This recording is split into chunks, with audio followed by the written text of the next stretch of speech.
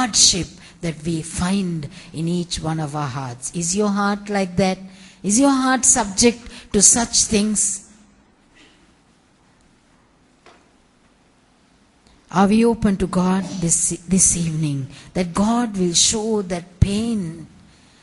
Jahan said that on the child's leg there was so much of pus collecting. How about the pus that collects inside of each of our hearts because of the pains, the hurts, the hard labor that we each experience right inside of our hearts? So David actually wanted the Lord to discover areas that were deep inside of him, where he had been hurt and wounded by somebody else. But the strange thing is that in these areas of pain, those hard, toiling, aching pains in the heart, the strangest thing is, I think I have served the Lord long enough to see how so many people, how it's such a common malady that people create an idol of such pain in the depth. People create an idol, they hold on to it, hold on to the wound, allowing a small rock of offense to remain in the heart.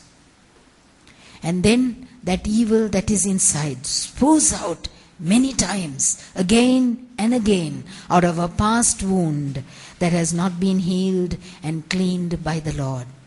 This evening I trust that every one of us will allow the Lord, will pray with David. Search me, O God. See the wicked ways inside of me.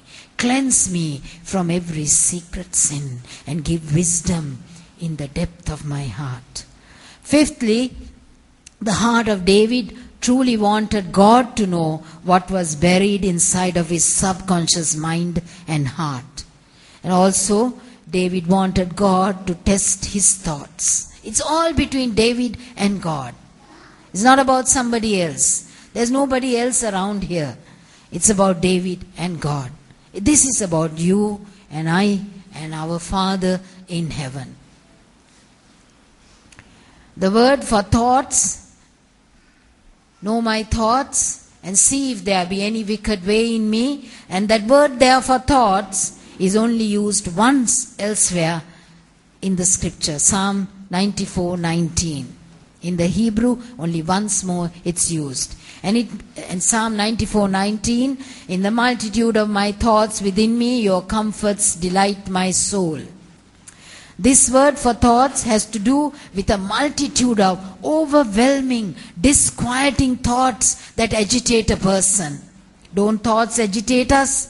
It has, often, sometimes something has not happened, but just the thought is agitating us, disquieting us, overwhelming us. We can't help ourselves because of a thought. It hasn't even happened, but just the thought is overwhelming us. Have you been there?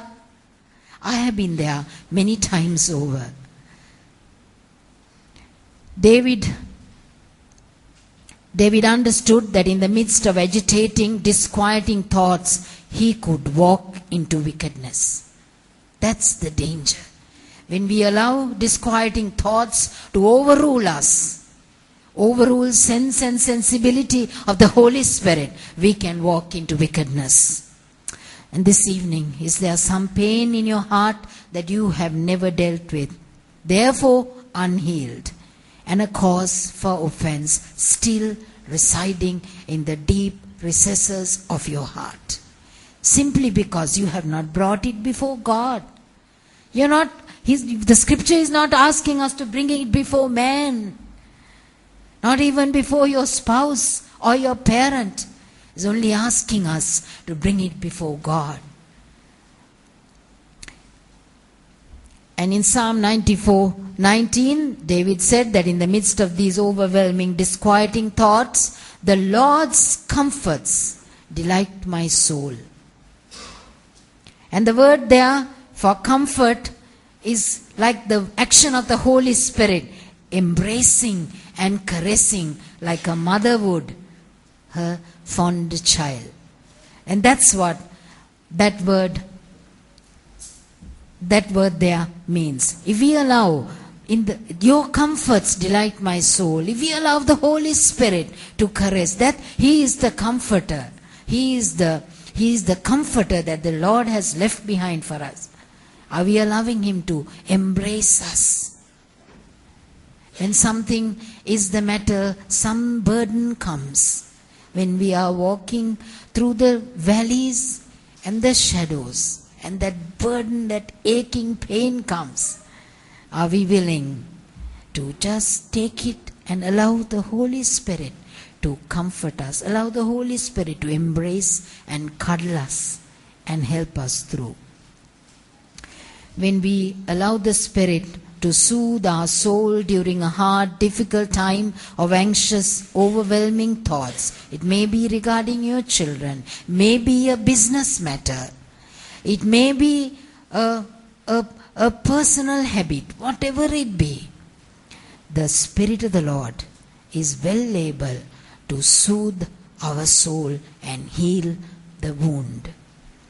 And this will preserve and keep us in a place of immunity from all the reactions the devil would desire us to have. The devil dances, I always say this, the devil dances and has a celebration in hell. The orchestras in hell are playing loud and clear when God's saints are walking into wickedness because of unhealed issues in the heart. Let's not give, Scripture says, don't give place to the devil. Don't be ignorant of his devices. So let's allow the love and compassionate heart of God to minister to the deep woundings within our soul.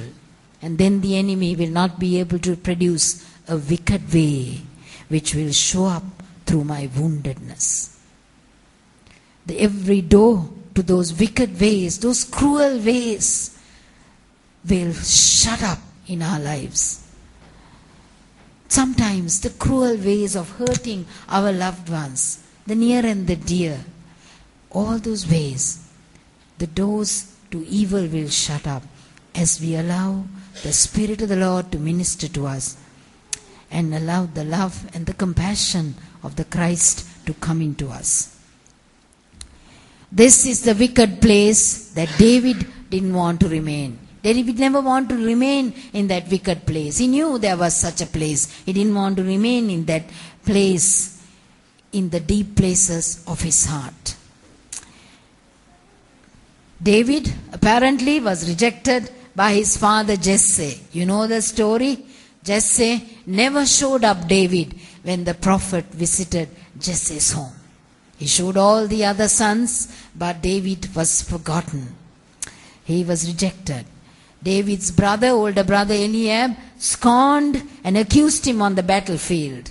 Think for a young man of 17 plus to be scorned and humiliated before the army, the generals, would have been something, would have cost him something in his heart, a pain, a wound. David's king, whom he greatly loved, served with loyalty, attempted to kill him, faced betrayal. There was rejection, there was scorn, and there was betrayal that David walked through in life. So there was grave provocation in David's life where the worst in him could have spewed out. And finally, the seventh one, David asked the Lord to guide him into the everlasting way. When we say everlasting way, up to the time I prepared this message, whenever I read this scripture, everlasting way, I thought it's the eternal way. But actually the everlasting way here is the way of God's heart. Lead me into the everlasting way. That is the way of God's heart, which is the way of perfect love for people. All other ways are short-lived, not long-lasting. Only that way, that the way into the heart of God will be everlasting, will remain with us. If we choose any other way, if we deliberately choose any other way, walk into any other way, just harboring idle pain, laboring pain in our heart, we will walk into another way.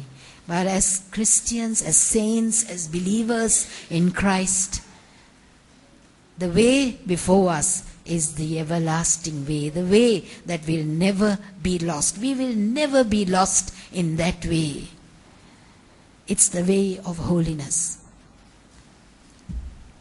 So the everlasting is the same word for ancient path. And David is actually asking the Lord to redirect him into the ancient pathways. David was well aware of the danger of tolerating any form of hatred within his deep mind and heart. And the wonderful thing is, at this point of time, even in the midst of us, I can see it happening, that God is raising up a people that are after the heart of God, like David. And these people, it's just you and I, are being searched by God, as was David. It's a time in this family of God when we will not be able to pass by anything, skip by anything. Everything we will have to give account to God. God is searching our heart.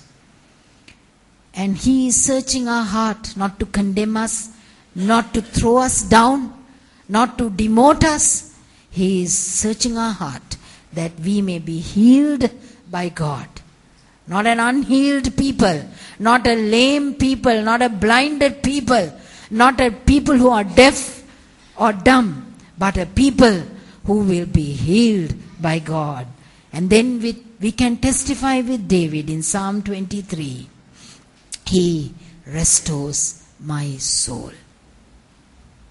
Are we this evening in that place? Are we allowing ourselves to be in that place? He restores my soul. There is so much pain the enemy orchestrates through the pride of human hearts. And many, many innocent people are greatly afflicted because of pride in hearts of men and women, God's people. We must also always remember that Jesus said, the thief comes to steal, kill and destroy. And he is not content. Remember, the devil is not content until he completely destroys the life of a saint of God. But as we go deeper and deeper into the heart of the Lamb, we will discover more deliverance is needed, more healing is needed. There's more salvation. Work out your salvation with fear and trembling. There's more holiness. There's room for more holiness, room for more love, and everything necessary for life and godliness. 1 Peter 1, 18 to 20. Everything we need for life and godliness has been given to us. It has been given to us. We don't have to labor for it. We don't have to earn it. It has been given. Will we appropriate it? Will we take it? What has been given to us? So the heart, each one of our hearts needs to be purged and also enlarged to contain what God has purposed for your heart and for my heart. There is much more that God has purposed for each one of our hearts. Paul also said, St. Paul, the great apostle, said, and the Lord make you to increase and abound in love one toward another and toward all men, even as we also do toward you, to the end that you may establish your hearts unblameable in holiness before our God and Father at the coming of our Lord Jesus with all his saints. 1 Thessalonians 3, 12 to 13.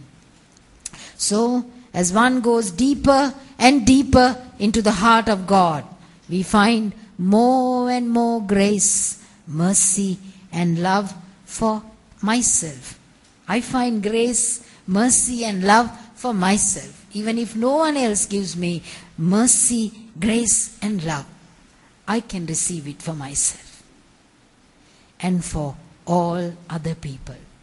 It's a matter of going deeper and deeper into the heart of God. Not just skimming on the surface, but deeper and deeper into the heart of God. Something on the inside changes within us as we walk deeper into the heart of God. And we discover that progressively our